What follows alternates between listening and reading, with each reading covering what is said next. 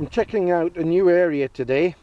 I've got a combination of the local map produced by the local authority for free and a download of the Ordnance Survey map from the internet. So let's make a start.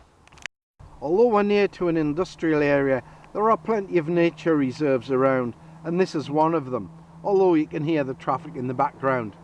I've just checked out my rucksack and found the areas where I've put protection have worn well, but got a little bit of damage and wear here, which I'm going to have to sort out when I get home. Not a major problem. I'm going to use some of the free sole like I've done on other bits of fabric before.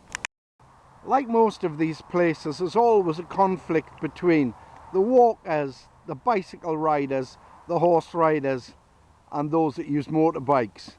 But nevertheless, we'll check it out. It's looking good so far. Well, we can see that the area is well used, or should I say, well abused. Coming down to the stream, looks clean, but it's biologically dead. Not much good as a water source for drinking. Path goes both ways, so I'm going to check downhill first, see if there's a better car park than the one that's been designated. I don't really need the rucksack on in this environment. It's close to everywhere, but let's make every day a training day. Just off the side path, I've got a whole load of little ancillary paths with lots of vegetation. It'll be a good area to check out long term. There should be a whole load of different available resources.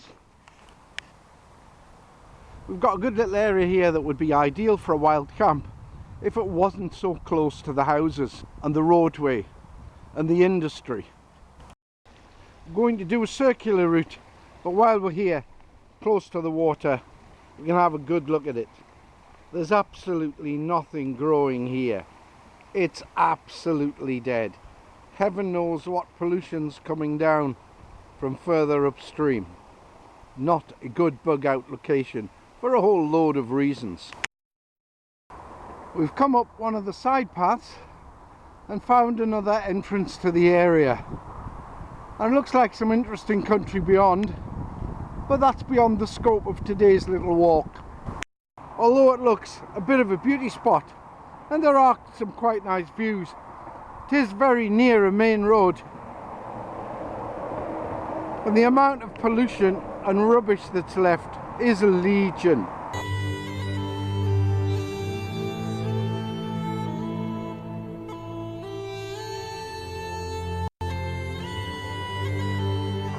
Another one of the side paths. Heaven knows how old the stone steps are, but out of the woods into the grassland. But even here, which is quite away from anywhere people have left their rubbish. It's a shame really that people have to ruin such an area. It's very old, it's very historic, and the council have spent a lot of money and time making steps and paths throughout the whole area. Here we've got another little area that would be great for a wild camp, was it not for all the litter and the people who've brought it here and left it. But it wouldn't be safe. Not an option. Well, the bluebells are out and so are the daffodils. It's great to see winter turning into spring and spring blooming. I'm on the top path now. Down to my left is the burn. Been speaking to one of the locals who is just as disgusted as I am about the filth left everywhere, even though the friends of the burn do come and clear it up on a regular basis. From the soil, which has got a lot of shale in it, and the gradient, we're on one of the old wagon ways which took coal down from the mines to the river. Here we've got some more examples of our industrial heritage. And next to the industrial heritage we've got our farming heritage. Here someone started the coppice and in a few years we should have a whole load of new shoots. Someone has set up a camp. It's very difficult to see from the other side. You just get a glimpse of a few seconds, but the colour gives it away. If you're going to go tactical, you need to use the right colours. You need to blend in. This one hasn't. If you're going to set up a hide or a camp, make sure A, you don't leave rubbish lying around afterwards, it's easily spotted, and B, you don't use the same path in and out all the time. It's not difficult to follow a path, even if it's a little bit steep in places. If you're going up on all fours, use your fists as a support.